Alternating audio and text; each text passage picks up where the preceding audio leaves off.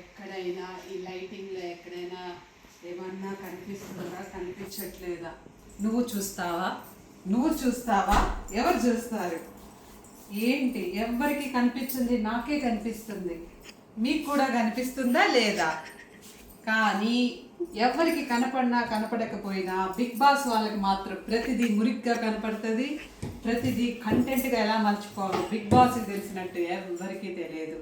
కానీ అక్కడ ఉన్న పిల్లలకి అర్థం కావట్లేదే, అక్కడ ఉన్న కంటెస్టెంట్లకు అర్థం కావట్లేదే బిగ్ బాస్ ఎలా ఆడాలి, ఏ విధంగా ఆడాలి అని.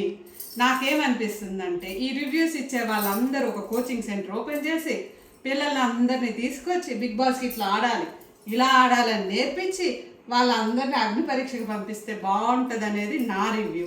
ఎందుకంటే పిల్లలందరూ ఎలా ఆలోచిస్తున్నారంటే ఇలా చేస్తే వాళ్ళు ఎలా ఫీల్ అవుతారు, అలా చేస్తే వాళ్ళు ఎలా ఫీల్ అవుతారు అనే అయోమయంలో ఎలా ఆడాలో అర్థం కాక వాళ్ళు ఎందుకు అరుస్తున్నారో అర్థం కావట్లేదు, ఎందుకు అరవట్లేదో అర్థం కావట్లేదు. ఆ అయోమయంలో వాళ్ళ ఏ అగ్ని పరీక్షకి తట్టుకోలేకపోతున్నారు. ముందుగా నేను చెప్పదలుచుకుంది ఏంటంటే అక్కడ కొంత జడ్జిలు చెప్పేది న్యాయంగా ఉంది, కొంత వీళ్ళు అయోమయంతో వీళ్ళు ఆడలేకపోతున్నారు. నాకు అనిపిస్తుంది ఏంటంటే యాక్చువల్గా ఇప్పటి వరకు సెలెక్ట్ చేసిన వాళ్ళల్లో ఎవరిలోనూ అంతగా ఆడే అంత కసి తాపత్రయం నాకు పెద్దగా ఏ కంటెస్టెంట్లో పెద్దగా కనపడలేదు. సో అందుకని ఏం చేస్తున్నారంటే జడ్జెస్ కంటెంట్ని క్రియేట్ చేయడం కోసం కింద మీద పైన పడుతున్నారు, పడి వాళ్ళు తీసుకొస్తున్నారు. ఇక్కడ జడ్జిలు చెప్పేది ఏంటంటే వాళ్ళు సంచాలకులుగా ఫెయిల్ అయ్యారని. అది కొంతవరకు మనం ఒప్పుకోవాల్సిందే, నిజంగానే వాళ్ళకి ఆ సీరియస్నెస్ యాక్చువల్గానే లేదు.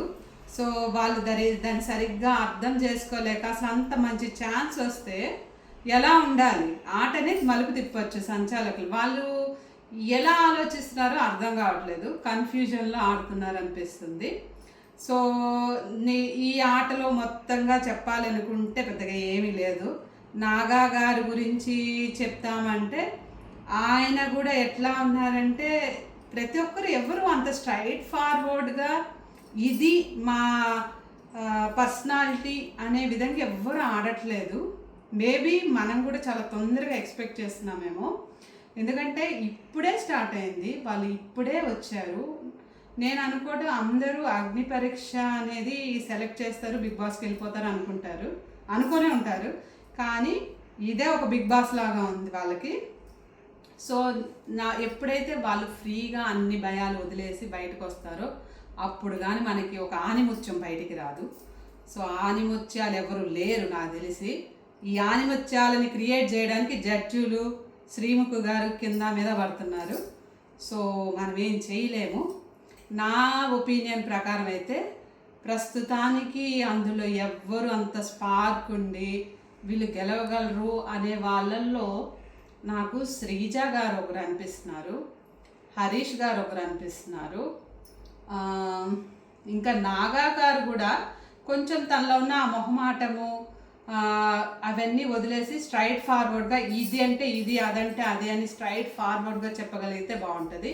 ఇంకా షాకిబ్ గారు తన యాటిట్యూడ్ ఏంటంటే చిన్నపిల్లడి మనస్తత్వం, ఇంకా ఎదగలేదు. తనకి ఏదన్నా రాకపోతే తను ఇమీడియట్గా అరిచేయడం, గేమ్ సరిగ్గా అర్థం చేసుకోకుండా ఉండడం అలా ఉంది. ఇంకోటి ప్రియా గారు కూడా, ప్రియా ఏంటంటే స్మార్ట్ ప్లేయర్గా వెళ్దాము, తనేమో కష్టపడట్లేదు, ఎవరిదైనా వచ్చింది తను తీసేసుకొని ముందుకెళ్ళాలనే మెంటాలిటీతో వెళ్తున్నారు, ఇండివిజువల్ గేమ్ అస్సలు లేదు.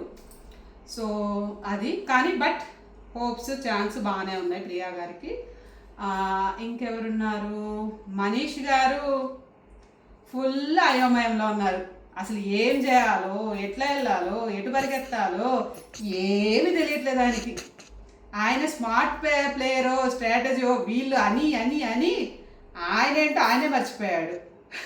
సో ఆయనకి మేబీ వీళ్ళంతా ఫోర్స్ చేసి పంపిస్తారేమో మనీష్ గారిని, ఎందుకంటే ఆయన ద్వారా వీళ్ళు కంటెంట్ క్రియేట్ చేస్తున్నారు కాబట్టి.